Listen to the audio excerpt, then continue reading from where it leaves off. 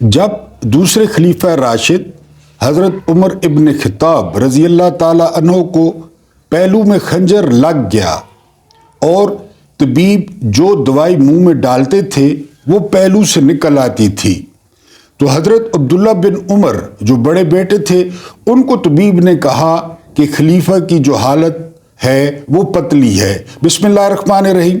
I am Mahmood Niazi and अस्सलाम वालेकुम व रहमतुल्लाहि व बरकातुहू।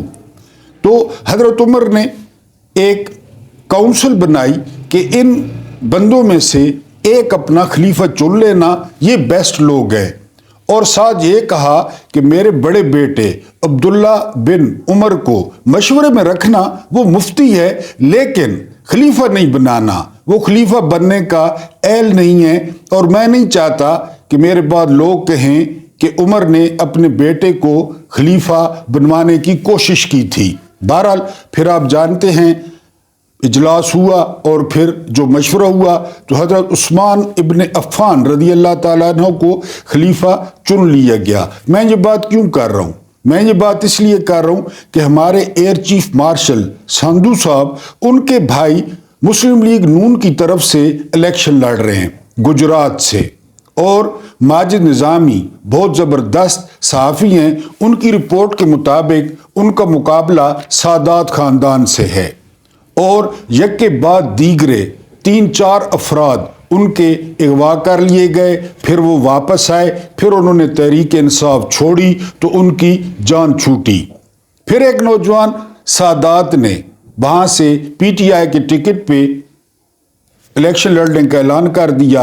आज की खबर ये है कि उनका एक रिश्तेदार है, कज़न है या भाई है, और वो नाबीना है, उसको खारियन से अगवा कर लिया गया है।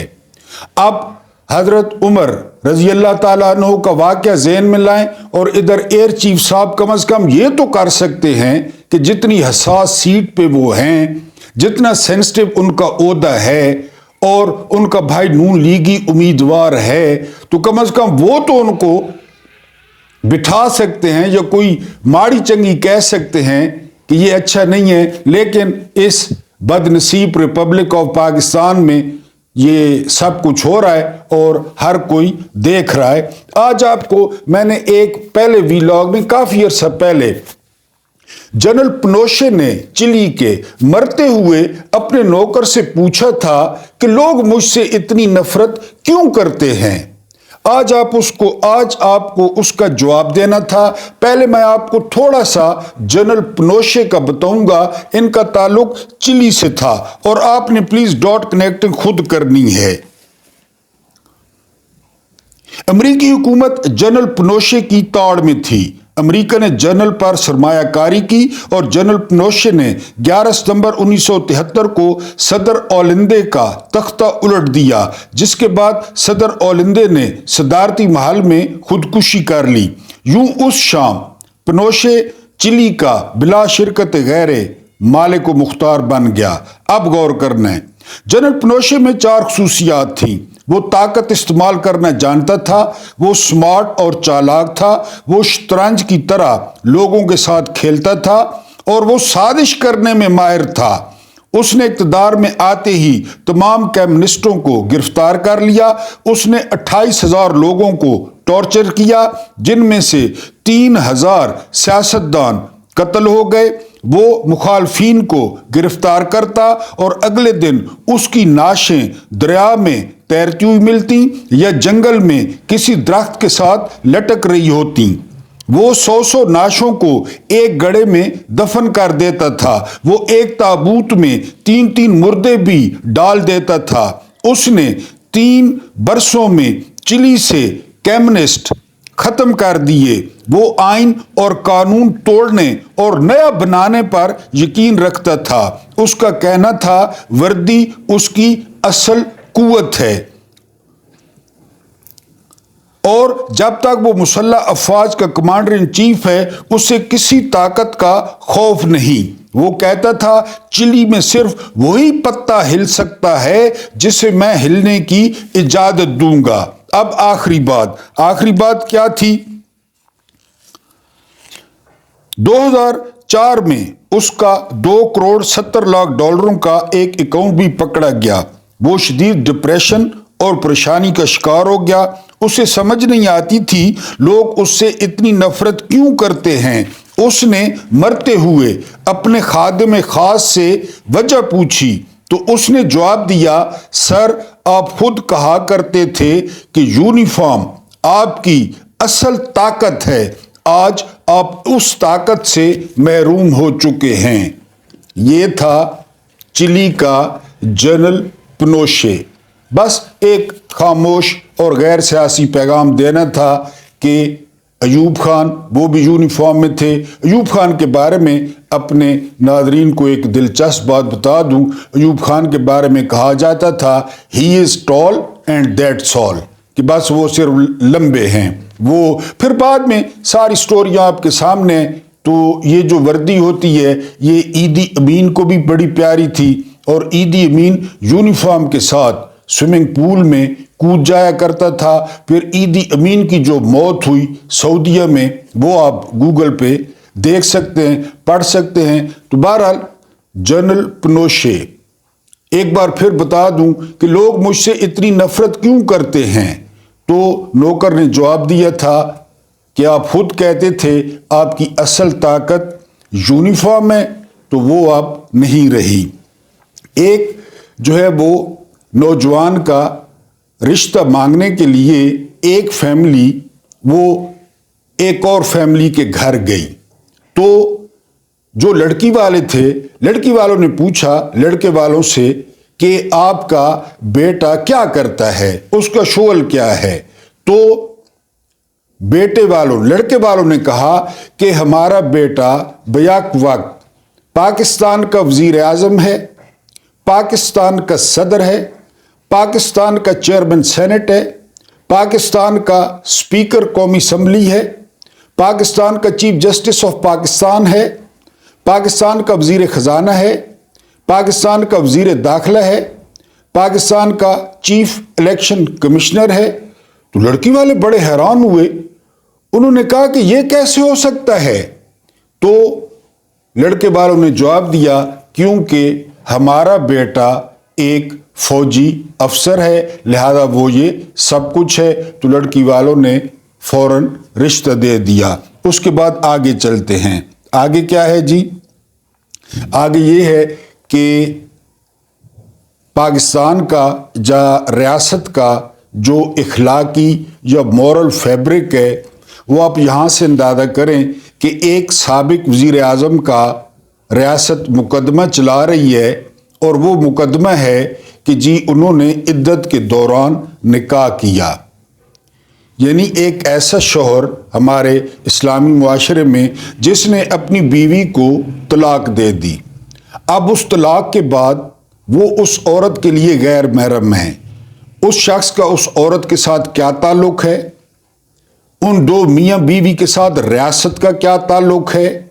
लेकिन ये रियासत जो है वो इखलाकी तौर पर इतनी खोखली हो चुकी है, और यकीन करें कि बहैसियत पाकिस्तानी मुझे तो इस पर शर्म आती है जो जिरा की जा रही है।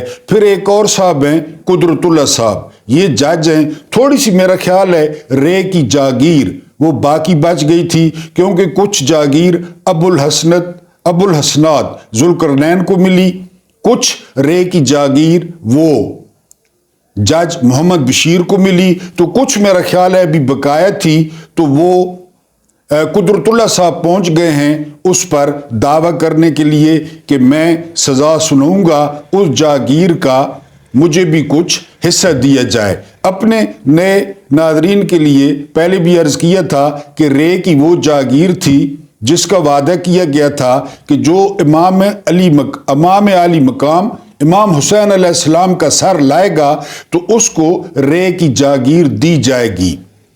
तो उमर इब्न साद ने इमाम का सर अपने पास रखा हुआ था कि उसे रे की जागीर मिलेगी। बहरहाल वो सर तो क़यामत तक बुलंद हो गया, आसमान की रिफ़तों को छूता रहा और क़यामत तक छूता रहेगा। वो रे की जागीर वो किसी के हिस्से में नहीं आई। बहरहाल اسی انعام پر، اسی لالچ پر اب قدرت اللہ صاحب جو ہے وہ عدت کا کیس سن رہے ہیں کہ شادی کب ہوئی، شادی سے پہلے تعلقات تھے، یہ تھا وہ تھا۔ آپ یہاں سے ریاست کے اخلاقی دیوالیہ پن کا آپ اندازہ کر سکتے ہیں کہ وہ جو ہے کس نہج پہ ہم پہنچ گئے ہیں، یعنی انتقام۔ اور میں نے صبح بھی میرا خیال ہے ویلاگ میں کہا تھا کہ اول تو اللہ پاک آپ لوگوں کو دشمن نہ دے، لیکن اگر کسی وجہ سے آپ کو دشمن دے بھی دے تو کوئی نسلی دشمن دے، کوئی اعلیٰ نسل کا دشمن دے۔ تو آپ ویسے بھی یہ تھرمامیٹر ہے یا بیرومیٹر ہے کہ جس کے جتنے زیادہ مخالفین ہوں گے تو آپ اندازہ کر لیں۔ یعنی وہ اب مجھے یاد نہیں آ رہا کہ یہ مولا علی کا قول ہے یا امام حسین علیہ السلام کا قول ہے کہ جب دیکھو کہ ایک شخص پر سب سے زیادہ تیروں کا رخ ہے تو سمجھ جاؤ کہ وہ حق پر ہے۔ تو خان صاحب اس وقت میرا خیال ہے کہ پوری جو ریاست ہے، جو ریاستی ادارے ہیں، جو ان کے مخالفین ہیں، جو پاکستان کی تقریباً تمام سیاسی پارٹیاں ہیں، ان کا جو تیروں کا رخ ہے وہ خان صاحب کی طرف ہے۔ اب اگلی جو ڈیولپمنٹ آپ سے شیئر کرنی تھی اسی اخلاقی دیوالیہ پن کی، وہ یہ کہ عمران خان کی بہن ہے علیمہ خان، ان کو FIA نے نوٹس جاری کر دیا ہے۔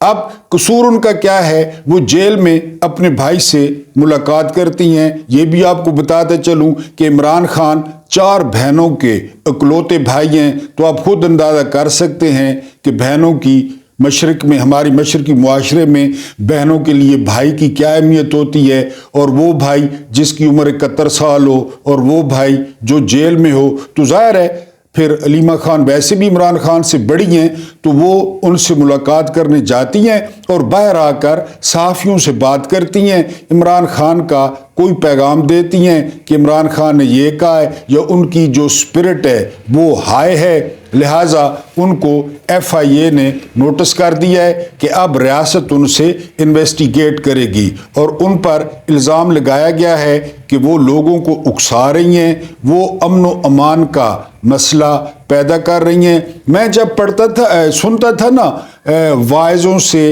اور جو ہے نا وہ ذاکرین سے اس کا شام کے بازار کا حال، کہ جب ہاشمیوں کو وہاں پہ لایا گیا اور جان بوجھ کر رش سے گزارا گیا، تو ظاہر ہے پڑھا ہے، سنا ہے، تو مجھے یقین کریں بڑا عجیب فیل ہوتا تھا کہ یہ کیسی جو ہے نا وہ مردانگی تھی، اور یہ کیسی عربوں کی روایات تھی کہ ہر کوئی جانتا ہے، یعنی خاص کر حکمران جانتے تھے کہ یہ کون لوگ ہیں، ان لوگوں کا کیا مقام ہے، ان لوگوں کا کیا مرتبہ ہے۔ یہ وہ لوگ ہیں جو پیغمبر کے کندھوں پر سواری کرتے رہے، یہ وہ لوگ ہیں جو پیغمبر کی جو ہے نا جھولی میں وہ لیٹے رہے، یہ وہ لوگ ہیں جو پیغمبر کے ساتھ کھیلتے اور بھاگتے رہے، یہ وہ لوگ ہیں جو پیغمبر کا لعاب دہن مبارک جو ہے وہ چاٹتے رہے، یہ وہ لوگ ہیں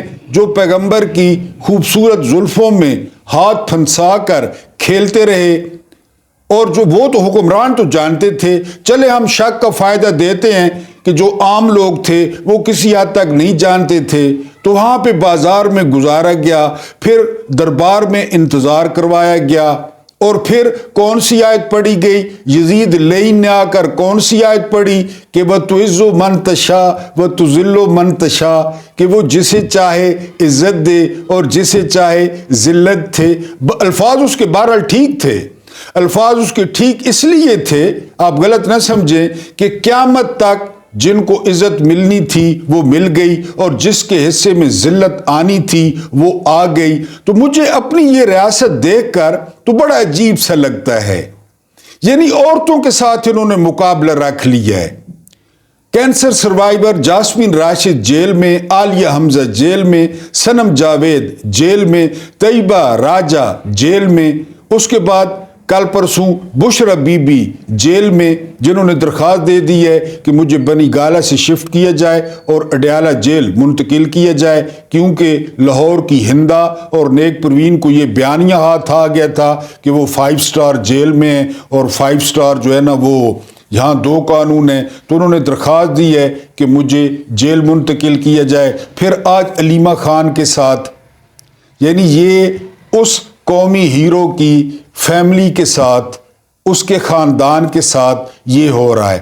لیکن میں نے آپ کو جنرل پنوشے کا بتایا، جنرل پنوشے نے پھر پوچھا تھا نوکر سے کہ لوگ مجھ سے اتنی نفرت کیوں کرتے ہیں؟